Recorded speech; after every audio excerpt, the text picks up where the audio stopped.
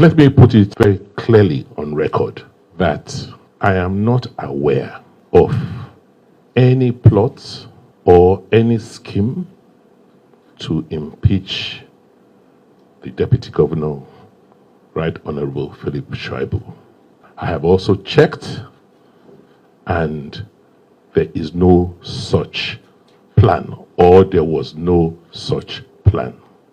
The court action that has now been taken by him, for me, is a thing of shock and disappointment. I have sat back to reflect, try and understand why somebody I have worked closely with and given so much latitude to work has decided to go on this course of action, and in fact gotten to a point where he had to go to court. And it is clear from what has happened in the last few weeks that it's unfortunate that this is just a preemptive move by him to conclude what he has already started. I must state here that Comrade Philip Shaibu has never had the courtesy to discuss his ambition with me. What I hear is that he is consulting. Because the last time we spoke about my succession after the last House of Assembly elections, I did say that we should all be patient, and that our task today is to try and finish well, to conclude all the projects we have started, and to unify and consolidate our party. Because it's only when we do these two things right would we have the support from our people to produce my successor. I made it very clear. The leader of that we need not to give you trouble the way our brother Philip is doing. We ask ourselves, in the whole of Nigeria, when you ask, who is the deputy governor of Delta State? Even when Okwa was there, I don't know. When you ask, who is the deputy governor of Lagos or any other state in Nigeria, most of us here don't know their name. But Comrade Philip Shaibu is a celebrated deputy governor, not because he's the best, but because you give him a very wide latitude within which to operate. He's now seeing himself, that sense of entitlement. Oh, me, I, myself, everything. He's now seeing himself not as a deputy governor, but as a co-governor. It's an aberration. It is not in our character, the people of Edo North, to be treacherous and ungrateful. We are here to tell you, Your Excellency, that anywhere you go, that is where the PDP leadership of Edo North will go. Very surprising that a governor seated in the office, a deputy governor will travel abroad and communicate his assent to the Speaker of Edo State House of Assembly when he's not acting governor of Edo State. It's an aberration. We are particularly very surprised to hear that action has been filed in court against the governor and other 4 persons. Over what? Anticipated impeachment. No paper has been served. And yet, if you look at the document supporting it, you have what we call perjury, lies on oath, when you go before a commissioner for oath to depose to an affidavit. We want to say we are very sorry. Specifically, I worked under a deputy governor in the name of Dr. Pius Odubo, even in the face of all provocation, because where there are some ambition, there can be some differences. We never witness what we are witnessing now. And that is why we say that we must come and express our mind. We are not part of it. We are not part of it. I'm aware the secretary to government is also here. He served in that government. We know what we went through. Even when some dangerous situations were, dangerous accusation, that you want to kill me, you want to kill you. I know that nobody went to the extent to which we are hearing now.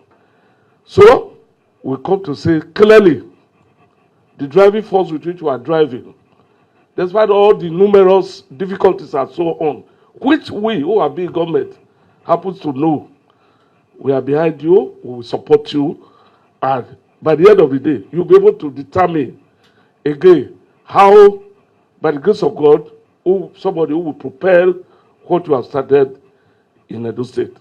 Let me go back to the main issue, what really happened and created this problem. I proclaimed the House of Assembly. He was in Abuja. Before he left, I called the chairman. The chairman is here. I said, look, I want nominations for commissioners. What we normally do, we will sit down, about 5 of us, looking at the list, local government and local government, what have been submitted. Asked the chairman. That morning, I called him for the meeting. What did he say? He said he will not attend. That is why Isako does not have commissioner. He said he will not attend. I said, okay, well, let us go ahead. I will still give him that respect for us to consider when he's ready. He then went to Abuja. What struck me, and I've never said this to anybody, is that after I proclaimed the House of Assembly, we're now going to elect officers to the House of Assembly. He was in Abuja. He came back that day. I am the chief security officer of the state. I get any information I need. But I have that responsibility to keep quiet and use the information properly. My deputy called a leader in APC,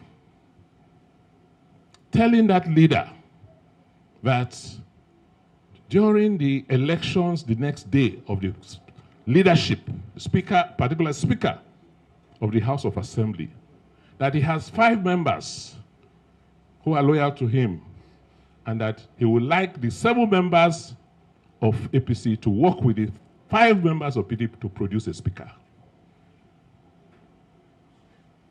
This information will still be corroborated by somebody else. At that point, I called the PDP members to my house just to familiarize with them. And as usual, he tried to barge in. I said, well, you cannot just come to my house. It's my private house. It's not even a government house. You have to have the courtesy. But now, it is my prerogative whether I want you to come in or not.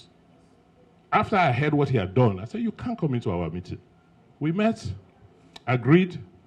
The next day, we went to the House of Assembly. He went there, and we did what we did. As far as I'm concerned, that was not working in our common interest. Why would the deputy governor seek to have another candidate, another speakership candidate, outside of what the governor wants? Are we working together? No. That is where I now knew that we had a problem.